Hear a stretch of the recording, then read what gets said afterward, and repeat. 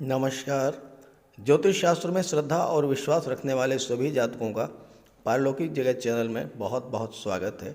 30 जनवरी 2023 रात्रि 12:02 पर या 31 जनवरी की शुरुआत से ही न्याय के देवता कर्म फलदाता शनिदेव अपनी मूल त्रिकोण राशि कुंभ राशि में अस्त हो चुके हैं और 6 मार्च 2023 तक अस्त अवस्था में ही गोचर करेंगे कुंभ राशि में।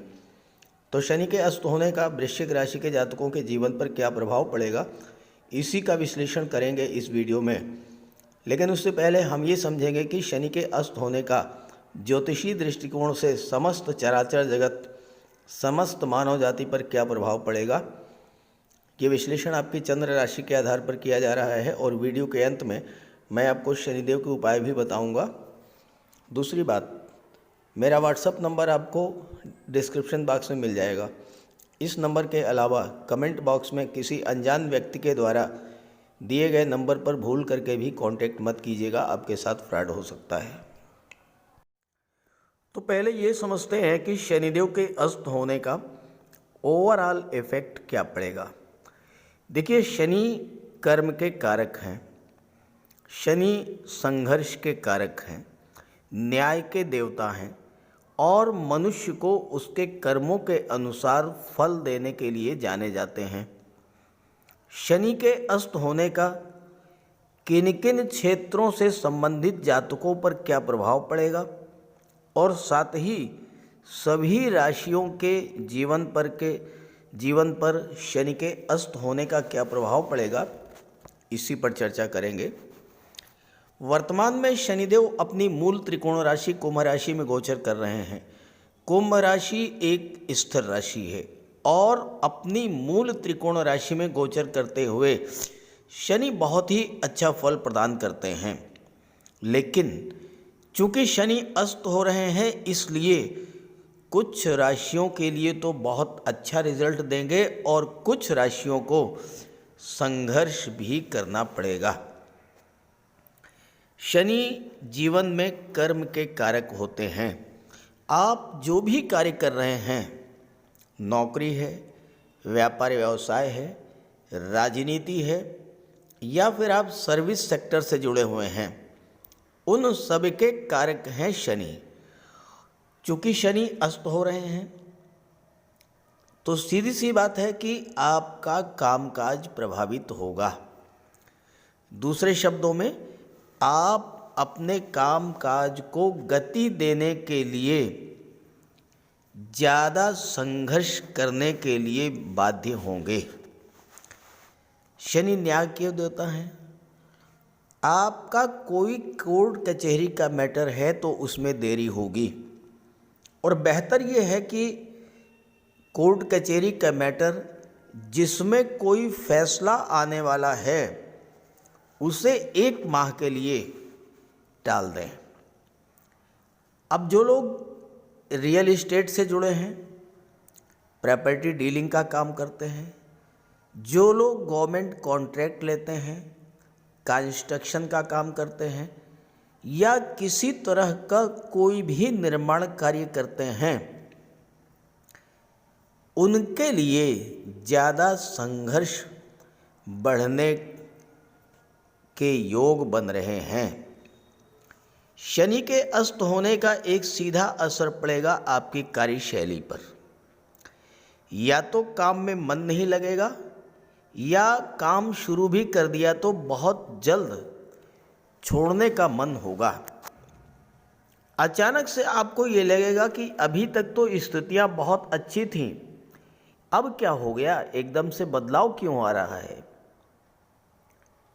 जो लोग मेटल और मेडिसिन से जुड़े हैं, चमड़ा, रबर, स्क्रैप, उनके कार्यों में भी संघर्ष बढ़ेगा। शनि का गोचर धनिष्ठा नक्षत्र में है। धनिष्ठा नक्षत्र मंगल का नक्षत्र है और धनिष्ठा नक्षत्र में ही शनि अस्त भी होंगे। धनिष्ठा नक्षत्र जो है वो डिफेंस, आंतरिक और बाह्य सुरक्षा, पुलिस विभाग, प्रशासन और न्यायपालिका को रिप्रेजेंट करता है। धनिष्ठा नक्षत्र मंगल का नक्षत्र है और मंगल इस गोचर काल में शनि से चौथे स्थान पर हैं। शनि कुंभ राशि में 11वें स्थान पर हैं, मंगल वृषभ राशि में है दूसरे स्थान पर हैं, तो शनि से मंगल चौथे स्थान पर हैं। चौथा भाव क्या होता है? चौथा भाव होता है रिलेशंस का। तो इस गोचर काल में आपको रिलेशनशिप को, रिश्तों को बचाए रखने के लिए विशेष सावधानी बरतनी होगी। शनि का गोचर कुंडली के जिस भाव में होता है उस भाव को तो ये बल प्रदान करते हैं, लेकिन जिन भावों पर इनकी दृष्टि पड़ती है वहाँ की हानि करते हैं। लेकिन शनि के अस्त होने का सबसे बड़ा शुभ फल यही होगा कि कुंडली के जिन जिन भावों पर शनि की दृष्टि पड़ेगी वहाँ पर अशुभ फलों में कमी आएगी और शुभ फलों में वृद्धि होगी। और यही है शनि के अस्त होने का पॉजिटिव एस्पेक्ट। शनि के अस्त होने का सबसे बड़ा लाभ उन्हें मिलेगा जिन जातकों के जीवन में साढ़े साती या ढैया गतिमान है, मकर, कुंभ राशि या मीन राशि। कुंभ राशि में शनि अस्त हो रहे हैं। कुंभ राशि क्या है? कुंभ राशि है रहस्य और आध्यात्मिकता की राशि। जो धर्म अध्यात्म से जुड़े हुए हैं, ज्योतिष से जुड़े हुए हैं, उनके लिए शनिदेव का अस्त होना बहुत लाभ की स्थिति लेकर के आएगा। दूसरी बात, शनि अस्त होने पर यह भी संकेत देते हैं कि जीवन में कर्म ही सब कुछ नहीं है, धर्म और अध्यात्म का भी उतना ही महत्व है। इसलिए कुछ समय के लिए कार्यों को विराम दे करके आपको धर्म और अध्यात्म से भी जुड़ना चाहिए। ये है शनिदेव के अस्त होने का प्रभाव। अब बात करेंगे अलग अलग राशियों के जीवन पर शनिदेव के अस्त होने का क्या प्रभाव पड़ेगा। तो यह वृश्चिक राशि के जातकों की कुंडली। आपके लग्न के स्वामी मंगल हैं और मंगल के ही नक्षत्र धनिष्ठा नक्षत्र में शनिदेव का गोचर हो रहा है। शनिदेव कुंडली के चतुर्थ भाव में गोचर कर रहे हैं और यहाँ पर जैसे ही 17 जनवरी से शनि का गोचर हुआ है तो वृश्चिक राशि के जातक ढैया के प्रभाव में आ गए। देखिए, ढैया तब बनती है जब शनि का गोचर लग्न से चौथे या 8वें भाव में हो। अब आप देखिए, पहला, दूसरा, तीसरा और चौथा, लग्न से चौथे में शनि आ गए तो ढैया का प्रभाव शुरू हो गया। लेकिन अब यहाँ दो चीज़ें हैं आपके पक्ष में। एक तो ये है कि शनि अस्त हो रहे हैं। अस्त होने का मतलब ये है कि ढैया के प्रभाव में कमी आ जाएगी। दूसरी, शनि यहाँ पर शश राजयोग भी बना रहे हैं और शश राजयोग जो होता है वो उच्च स्तर की सफलता देने का कारक होता है। और जो तीसरी महत्वपूर्ण बात है वो ये है कि राहु का गोचर शनि से तीसरे भाव में है और शनि की दृष्टि राहु पर पड़ रही है। राहु और शनि में 3-11 का संबंध बन रहा है और शनि राहु एक जैसा ही व्यवहार करते हैं। राहु से 11वें भाव में शनि है। गिनिए आप, 1 2 3 4 5 6 7 8 9 10। तो राहु से 11वें पर है शनि और 11वां भाव क्या होता है? लाभ का होता है। तो राहु से शनि को लाभ मिलेगा। राहु और शनि का संबंध एक ऐसा संबंध है जो व्यक्ति को अचानक से बुलंदियों पर पहुंचा देता है। अब यहाँ पर राहु मंगल की राशि में है और छठे भाव में है। छठा भाव नौकरी का होता है, तो छात्रों के लिए ये समय बहुत अच्छा रहेगा। नौकरी की दृष्टि से या रोजगार की दृष्टि से, जॉब की दृष्टि से राहु और शनि का जो ये संबंध है ये एक नौकरी दिलाने वाला, जॉब दिलाने वाला संबंध बनेगा। शनि है कर्म के कारक, राहु है एक्सट्रीम के कारक। तो जब शनि और राहु का संबंध बनता है तो कार्य क्षेत्र में अपार वृद्धि होती है। कार्य क्षेत्र में वृद्धि होती है तो लाभ में वृद्धि होती है। अब यहाँ पर दो चीज़ें आपको ध्यान में रखनी है। शनि राहु के संबंध बनने पर अगर आप ऑनलाइन बिजनेस या छाया संबंधित क्षेत्रों जैसे कि फिल्म इंडस्ट्री, टीवी सीरियल या मॉडलिंग के क्षेत्र से जुड़े हैं, सोशल मीडिया से जुड़े हुए हैं, ऑनलाइन कोचिंग करते हैं या ऑनलाइन कोचिंग कराते हैं, तो शनि राहु का ये संबंध आपको जीवन में वो सब कुछ देने वाला होगा जो आप पाना चाहते हैं। शर्त सिर्फ ये है कि आप खामोशी से अपना काम करते रहें, सीक्रेसी मेंटेन रखें। शनि राहु के इस संबंध के बनने पर आपकी कैरियर ग्रोथ विदेश में होने का योग बनता है और आपकी कुंडली में विदेश भाव के स्वामी है शुक्र। शुक्र राहु और शनि दोनों के मित्र हैं, तो और यहाँ केतु का गोचर है। अचानक से आपको विदेश जाने का योग भी बनेगा, चाहे वो कला के क्षेत्र में हो, चाहे वो आईटी सेक्टर, कम्युनिकेशन या मैनेजमेंट के क्षेत्र में हो, या मेडिकल और सर्जरी के क्षेत्र में हो, आपको विदेश जाने का योग भी बनेगा। अब विदेश का अर्थ यहाँ पर यह भी है कि अगर आप स्थान परिवर्तन कर लेते हैं या फिर विदेश में ऑनलाइन जॉब करते हैं, ऑनलाइन एक्टिविटी से जुड़ते हैं, तो आपको इस गोचर काल का विशेष लाभ देखने को मिलेगा। सबसे महत्वपूर्ण बात यहाँ पर यह है कि पंचम भाव में देवगुरु का गोचर है और देवगुरु से शनि का सममैत्री का संबंध है, तो दोनों एक दूसरे को सपोर्ट करेंगे। और शनि की दृष्टि 10th हाउस पर है। शनि 10th और 11th के कारक होते हैं, कर्म के बाद लाभ दिलाते हैं, और देवगुरु की दृष्टि लाभ के भाव पर पड़ेगी, तो आपको परिश्रम का लाभ मिलेगा। शनि भले ही अस्त हैं, लेकिन देवगुरु अति विशिष्ट कारक हैं और लाभ भाव पर दृष्टि डाल रहे हैं, तो आपको अपने परिश्रम का लाभ मिलेगा। आपके लग्न के स्वामी है मंगल और धनिष्ठा नक्षत्र में शनि का गोचर है। धनिष्ठा नक्षत्र मंगल का नक्षत्र है और धन का नक्षत्र है, और देवगुरु धन भाव के स्वामी हैं, धन का संचय भी होगा। मंगल के प्रभाव से आपका व्यक्तित्व इतना प्रभावशाली होगा, इतनी डैशिंग पर्सनालिटी होगी आपकी कि लोग आपके व्यक्तित्व से प्रभावित होंगे।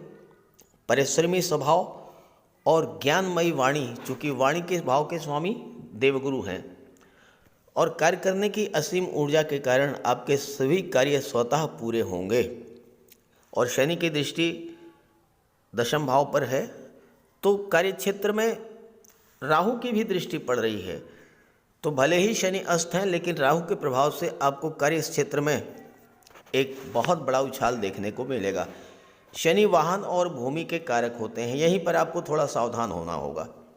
चतुर्थ भाव भूमि भवन का होता है, वाहन का होता है, और शनि यहाँ पर गोचर कर रहे हैं, लेकिन शनि अस्त हैं, तो ध्यान ये रखना है कि आप कोई प्रॉपर्टी खरीदना चाहते हैं, खरीदिए, कोई दिक्कत नहीं है, लेकिन प्रॉपर्टी खरीदने से पहले उसके सारे पेपर्स आप चेक कर लीजिए।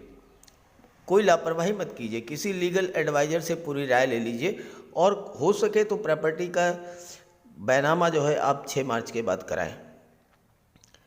शनिदेव शशराज योग बना रहे हैं और शनि अष्टम के कारक होते हैं, तो अष्टम भाव के स्वामी बुध हैं, बुध शनि के मित्र हैं, तो यहाँ गुप्त धन की भी प्राप्ति करा देंगे आपको। और साथ ही साथ शुक्र शनि के मित्र हैं और सप्तम भाव के स्वामी हैं। आपके विवाह के मार्ग में आ रही जो भी बाधाएं थी वो समाप्त होंगी और आपका इस गोचर काल में विवाह भी होने का योग बनेगा, और ज़्यादा संभावना है कि आपका विवाह विदेशी धरती से हो, यानी आपके घर से दूर किसी दूसरे शहर, दूसरे राज्य से आपका वैवाहिक संबंध तय हो।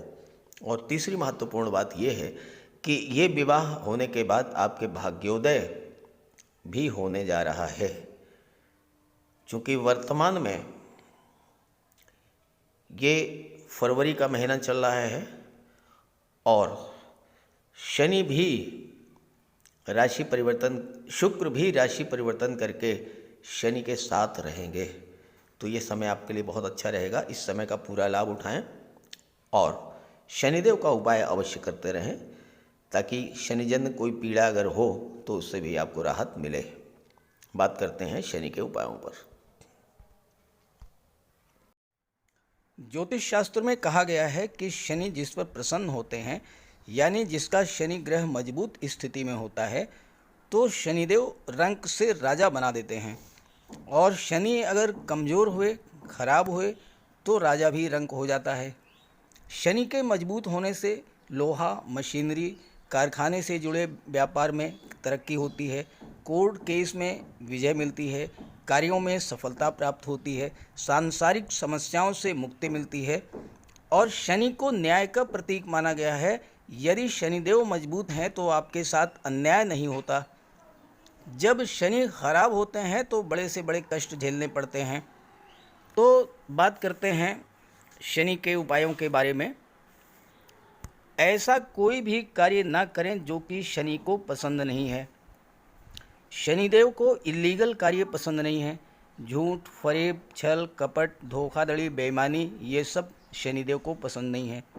शनिदेव को परिश्रम, अनुशासन और व्यवस्था पसंद है। तो ऐसे कार्य कीजिए, गरीबों की मदद कीजिए, बुजुर्गों, दिव्यांगों को भोजन दीजिए, वस्त्र का दान कीजिए, किसी ओल्ड एज होम में जाकर के, किसी अनाथालय में जाकर के दान पुण्य का कार्य कीजिए, तो इससे शनि को बल मिलेगा।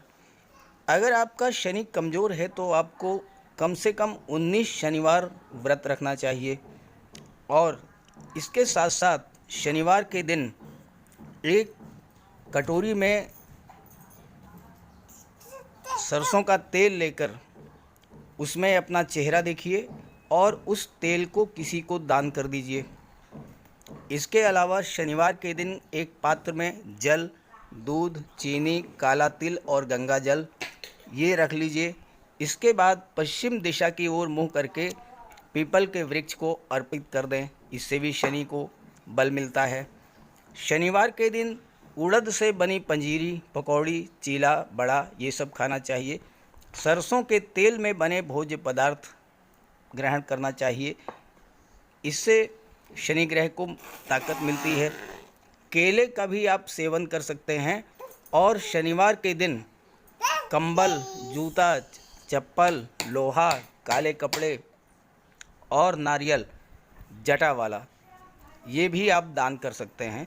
सरसों का तेल का दान कर सकते हैं। और अगर शनि कमज़ोर है तो आपको नीलम धारण करना चाहिए, लेकिन इसके लिए किसी आप योग्य ज्योतिषी की मदद ले लें। तो ये सब उपाय आप करेंगे तो आपको बहुत बड़ा लाभ मिलेगा। नमस्कार।